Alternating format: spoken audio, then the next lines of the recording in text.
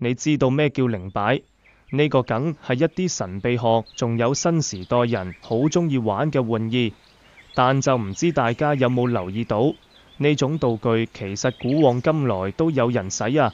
靈擺最早嘅用途係古人用嚟占卜嘅，而後慢慢衍生成咗一種尋找遺失物品嘅工具。最出名嘅靈擺案例應該係英國作家 Mary Shelley 尋找自己失蹤嘅狗嘅故事了。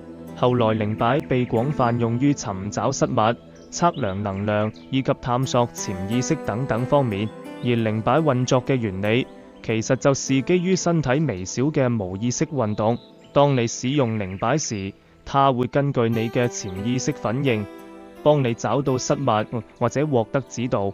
在廣東話裏面，我們經常講靈擺好似一個通靈者，可以將我們的直覺同內心聲音具體化。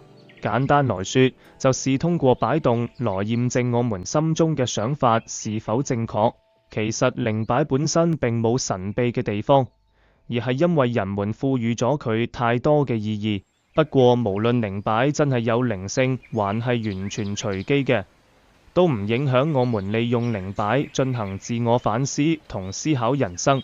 所以靈擺根本上係一種助人為手嘅工具，能夠幫助我們更清晰地了解自己。而要發揮靈擺嘅作用，關鍵在於問問題嘅方式啦。例如想揾回一件遺失嘅東西，就可以問這件東西放喺邊度。如果咁做唔到，你可以試下重新調整角度再問一次，又或者你可以嘗試問問自己，我應該如何處理眼前嘅問題。相信我，靈擺一定會告訴你答案。當然啦，如果大家對靈擺感興趣嘅話，一定要好好學習一下靈擺知識，以免被人行。畢竟現在市面上好多買靈擺嘅商家，佢哋個個都越自己嘅靈擺靈性最強，然後你就買咗一啲貴嘅回來，結果發現根本冇乜用，甚至有可能被行走錢之後俾你寄一啲垃圾過來。如何用靈擺尋找失物？使用靈擺尋找失物之前，你需要做一些準備。第一，要選擇一個安靜、舒適的環境，因為只有在這樣的環境下，你的精神才能夠集中，心靈才更容易接收到靈擺的訊息。第二，你可以坐下或者站起，也可以平躺，隨便怎麼舒服就怎麼來。閉上眼睛，深呼吸，放空心靈，進入到一個冥想狀態。這樣做可以使你的心靈變得更加敏感，更易於感知周圍的事物。第三，拿起靈擺，在手中自然懸掛，感受它的重量，感受它傳遞給你的能量。當你把全部注意力都集中在手中的靈擺上時，你就能夠感受到它正在以一種特殊的方式與你溝通。至此，你就已經做好了準備，可以開始問靈擺有關失物的問題了。但請記住，一定要保持開放的心態，不要對結果抱有任何偏見和想法，讓靈擺按照自己的方式回答你的問題。下面我將通過兩個例子，具體地向大家展示一下如何利用靈擺尋找失物。例一，尋找遺失的鑰匙。假設你在家中找了半天，也沒有找到自己的鑰匙，這時候你可以選擇一個安靜的地方坐下，深呼吸，放鬆心情，進入冥想狀態。接住拿起靈擺，問靈擺：我的鑰匙在哪裏呢？靈擺開始擺動，但是你無法直接判斷出它的意思，所以你需要仔細觀察其擺動的方向。通常而言，靈擺都是指向低處，所以當你看到靈擺指向下方時，你就可以大致判斷出你的鑰匙就在下方。你可以再問一句：鑰匙是在客廳嗎？如果靈擺擺動表示肯定，那就說明鑰匙確實在客廳，你就可以集中精力在客廳裏找，一定可以很快找到你的鑰匙。例二，尋找遺失的手機。如果你的手機不見了，你也許可以用上面的步驟。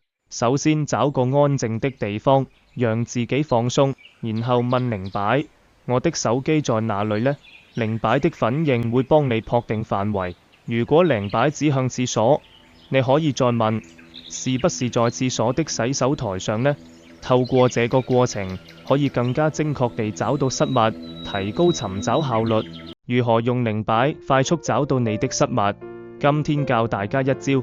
當你開始詢問靈擺時，例如我嘅失物喺邊個大範圍，那靈擺嘅反應就非常重要了，因為它會直接告訴你可能嘅範圍，比如說屋企、車入面或者辦公室。呢啲初步指引可以幫你集中注意力喺特定地方，避免你盲目地去翻查所有地方。一旦靈擺指向一個大範圍，你就可以上下其手，進一步地細分。例如，如果你嘅靈擺顯示喺屋企，那你就可以問係咪喺客廳。如果靈擺擺動顯示肯定，那就冇錯啦。你再問係咪喺沙發上或者喺茶几上，咁樣可以幫你更精確地定為失物。如果你嘅靈擺不指明具體位置，但又想加快尋找速度，你仲可以利用一些其他提示。例如，你問靈擺呢個物品嘅顏色係唔係紅色，或者佢嘅形狀係咪圓？呢啲問題可以幫你確認失物嘅特徵，令你更容易揾到。有時候佢可能唔係正喺你眼前，但又以另一種形式出現。例如，如果你嘅靈擺一直指向地面，而佢又一直指向下方向，那有可能是佢撞喺床底、櫃子下面等等。你亦可以向靈擺查詢，例如是否要爬下嚟揾，或者是否要拉開某件衣服才見到它。呢啲都是需要你留意嘅地方。喺尋找過程中，你可以適時記錄靈擺嘅反應同你嘅發現，呢樣唔止幫你回顧過程，仲可以為以後嘅靈擺使用提供參考。通過反思，你可以進一步提高靈擺技巧，令未來嘅尋找變得更加順利。透過呢啲細化嘅技巧，你會更加有效地利用靈擺，逐步縮小範圍，最終揾到失物。如何核實靈擺嘅答案？當靈擺給出初步嘅反應，你就可以開始嘅第二步核實答案。你唔需要一針見血地問出完整嘅答案，只要用簡單嘅句式去詢問靈擺就已經足夠。比如說，當你估計失物有可能放喺某個地方，而靈擺又指向某個範圍，你就唔需要立刻得出結論。相反，你可以再問，呢個係正確答案嗎？我可以喺呢度揾到我的失物嗎？透過呢種反覆詢問嘅方法，你都可以確認靈擺嘅反應是否一致，而且你亦可以藉此確保自己提出嘅每一個問題都係清晰同具體嘅。有時候，如果問題模糊，都會令到靈擺嘅反應唔太準確。如果你發現靈擺嘅反應唔一致，你仲可以考慮重新調整問題，將之簡化或者具體化，因為靈擺本身只係一種工具，你嘅思考同判斷能力其實都係核實嘅關鍵所在。當然啦，靈擺嘅擺動方式，包括方向、速度同幅度都唔會白擺，佢哋都能夠提供有用嘅線索。